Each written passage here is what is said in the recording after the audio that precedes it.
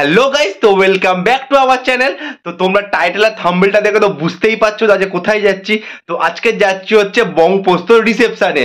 তো চলো, আমি তো এখানে রেডি, আমার মা আর আমার বউ দুজনেই যাবে। তো দেখি আমার মা আর বউয়ের কতটা রেডি হয়েছে। কি গো, তোমাদের কতক্ষণ গো? হ্যাঁ, কতক্ষণ? আরে এখনো এদের হয়নি, সে 1 ঘন্টা ধরে এরা হচ্ছে রেডি হচ্ছে, এখনো 1 মিনিট থেকে আর এগোচ্ছেই না। ভাল লাগছে না, কি করব? কখন থেকে আমি রেডি হয়ে আছি। ছেলেদের কি, ছেলেদের একটা ব্লেজার শার্ট পরে নিল, রেডি হয়ে গেল। কিন্তু মেয়েদের 1 থেকে প্রায় 2-3 ঘন্টা ধরে সেজেই যাচ্ছে, শেষ আর হচ্ছে না এদের। আর একটা কথা, তোমরা বিয়ের ভিডিওতে এত এত এত ভালোবাসা দিয়েছো, তার জন্য আমাদের দুজনের তরফ থেকে অনেক অনেক অনেক ভালোবাসা। আর এইভাবেই আমাদের পাশে থেকো, আর আমাদের এইভাবেই সাপোর্ট করে যাও, যাতে আমরা আরো আরো আরো ভালো ভালো ভিডিও দিতে পারি, আর আমাদের চ্যানেলটা আরো গ্রো হয়। আর তোমরা যারা এই ভিডিওটা নতুন এসছো, তারা অবশ্যই অবশ্যই চ্যানেলটা সাবস্ক্রাইব করে দাও। সাবস্ক্রাইব করতে টাকা লাগে না বস, সাবস্ক্রাইব করে দাও আর পাশে থাকা বেল আইকনটা ক্লিক করে দাও। আর যদি ভিডিওটা ভালো লেগে থাকে তাহলে অবশ্যই অবশ্যই লাইক করো, লাইক করতে পারো, লাইক করো, শেয়ার করো, অবশ্যই অবশ্যই কমেন্টটা করতে ভুলবে না। তো দেখতেই পাচ্ছ এখানে আমি তো রেডি হয়ে গেছি। তো তোমার দিদির কি ড্রেস আপ পরে সেটা একেবারে ভেন্যুতে গিয়ে দেখাবো তোমাকে। আর অবশ্যই বলবে কাকে বেশি ভাল লাগছে। মনে তো হচ্ছে আমাকেই তো বেশি ভাল লাগছে। তো চলো একেবারে ভেন্যুতে গিয়ে দেখা হচ্ছে। আমরা ওখানে যাচ্ছি, তো ওখানে অনেক গান বাজনা চলতে পারে, তো সেই জন্য কপিরাইটের জন্য আমরা হচ্ছে ম্যাক্সিমাম ভিডিওটা ভয়েস ওভার দিয়ে দেবো। তোমরা একটু ম্যানেজ করে নিও, আর ভিডিওটা সম্পূর্ণ দেবে, ভিডিওটা স্কিপ করবে না।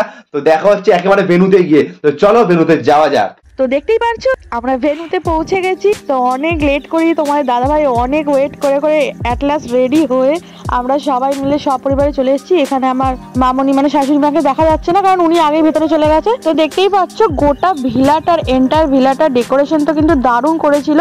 বিশেষ করে যেখান থেকে লোকজন ঢুকবে ওই পার্টটা তো খুবই সুন্দর করে করেছিল। ওদের সাথে কথা বলতে বলতে দেখো আমরা এখন ভেতরে ঢুকে গেছি। প্রায় অনেক লোকই চলে এসেছিল, কারণ আমরা অনেকটাই লেটে পৌঁছেছি। পিছনে জায়গায় দেখতে পাচ্ছ ওটা হচ্ছে ঠাকুমা, আর পিছনে মামনি, এই যে তোমাদের দাদা ভাই। আমাদের দুজনের মধ্যে দেখে বলো তো কাকে বেশি ভালো লাগছে? আর দেখো তোমাদের পায়েল দি গেস্ট অ্যাটেন্ড করতে ব্যস্ত। তো তারপর আমরা কিছু ফটো তুলে নিলাম সবার সাথে। তারপরেই তো সোজা চলে গেছে একদম স্টার্টার কাউন্টারে কি কি হয়েছে দেখার জন্য। তো গিয়ে দেখি শুধু পকোড়াই পড়ে আছে গাইস, কারণ আমরা এতটাই লেট করেছি যে পনির পকোড়াটা শেষই হয়ে গেছে। কিন্তু কি করা যাবে, যাই হোক আমরা চিকেন পকোড়াটা নিয়েই দুজন মিলে চলে এলাম খেতে। কি এক্সপ্রেশন দেখো তোমাদের দাদা ভাইয়ের।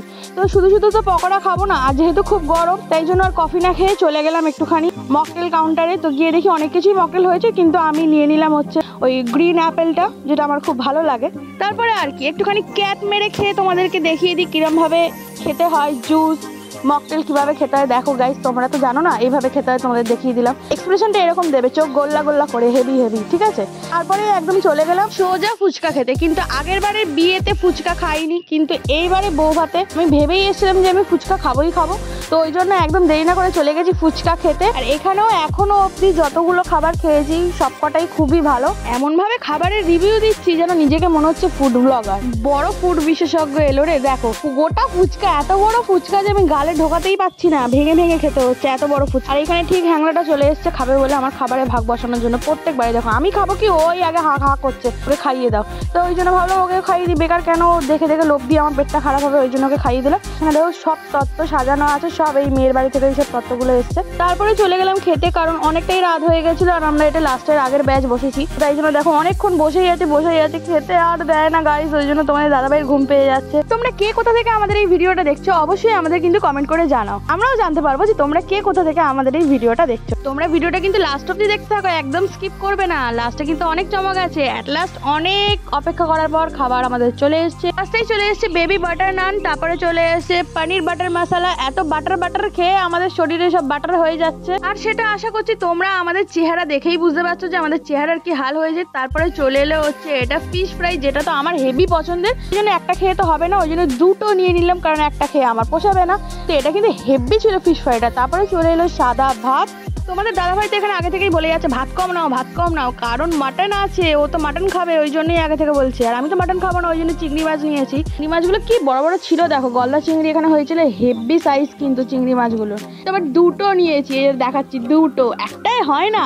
ঠিক আছে আমার এই দেখো সব ঠিক আছে, কিন্তু আমার গায়ে এতই শক্তি কম যে চিংড়ি মাছের কাঠিটাই খুলতে পারছে না, লাস্টে দাঁত দিয়ে টেনে খুলতে হচ্ছে। দেখো কি অবস্থা আমার। তারপরে এখানে চলে এসেছে আজকে শো স্টপার, তোমার দাদার ফেভারিট মটন। কি হাসি ওই জন্য মটন পেয়ে। আর আমি তো যেহেতু মটন খাই না, তোমরা এতদিন যারা আমার ভিডিও দেখছো তারা তো জেনেই গেছো আমি মটন খাই না, ওই জন্য মটনের বদলে এখানে নিয়েছি চিংড়ি মাছের কালিয়া। চিকেনেরও অপশন ছিল, কিন্তু ওই যে লাস্ট ব্যাচে বসলে যা হয় চিকেন শেষ হয়ে গেছিল, তো তারপরে নিয়ে নিলাম এখানে চাটনি পাঁপড়। আর এই মিষ্টিটার নাম আমি জানি না, তোমরা কেউ জেনে থাকলে আমাকে কমেন্ট করে জানাও। কিন্তু মিষ্টিটা কিন্তু দারুণ খেতে ছিল। রসগোল্লা ছিল কিন্তু রসগোল্লা শেষ হয়ে গেছিল, ওই জন্য এই মিষ্টিটা নিয়েছি। তারপরে ওইদিকে খাবার দাবার কমপ্লিট করে এখানে চলে এসেছি দেখো আইসক্রিম নিতে। তোমাদের দাদাভাই এখানেও পাগলামো করছে, যেহেতু আইসক্রিম দিতে দেরি হচ্ছিল। এখানে একসাথে আমারটা ওরটা দুটোই নিয়ে নিয়েছি। আমি ভাবলাম যে ওর আইসক্রিমটাই খাবে শুধু, তারপরে দেখি ও বাবা আমার আইসক্রিমটাও খাচ্ছে। কি অবস্থা, কি হাংলা রে ভাই, নিজেরটা খাচ্ছে খাচ্ছে আমারটাও খাচ্ছে। তারপরে অনেক এ করে আমাকে দিয়েছে অ্যাট লাস্ট খেতে আইসক্রিমটা। এতদূর অবধি ভিডিওটা যারা যারা দেখছো তারা কিন্তু অবশ্যই আমাদের ভিডিওটাকে একটা লাইক করে দেবে, লাইক করতে কিন্তু ভুলবে না। আইসক্রিমটা শেষ করার পর তারপরে চলে এসেছিলাম সব শেষে পান খেতে, কারণ পানটা তো খেতেই হবে, এটা মাস্ট, মুখ শুদ্ধি বলে কথা। পানের কাউন্টারের ডেকোরেশনটা কিন্তু খুব সুন্দর করে সাজিয়েছিল। এখানে প্রত্যেকটা জিনিস ভীষণ সুন্দর করে সাজানো হয়েছিল। এত সুন্দর ডেকোরেশন দেখে তো আমারই আরেকবার বিয়ে করতে ইচ্ছে করছে। তোমরা সবাই মিলে একটু কমেন্ট করে জানাও তো যে আমরা কি করব, আবার কি বিয়েটা করব। তোমরা একটু সবাই মিলে কমেন্টটা করে জানাও। খাওয়া দাওয়া সব কমপ্লিট করার পর এখানে এসে দেখি বাবা নাচ শুরু হয়ে গেছে। তো তাহলে তোমরা এখানে নাচটা এনজয় করো। ভিডিওটা আজকের মতো এইটুকুই, দেখা হচ্ছে তোমাদের সাথে পরের ভিডিওতে। বাই।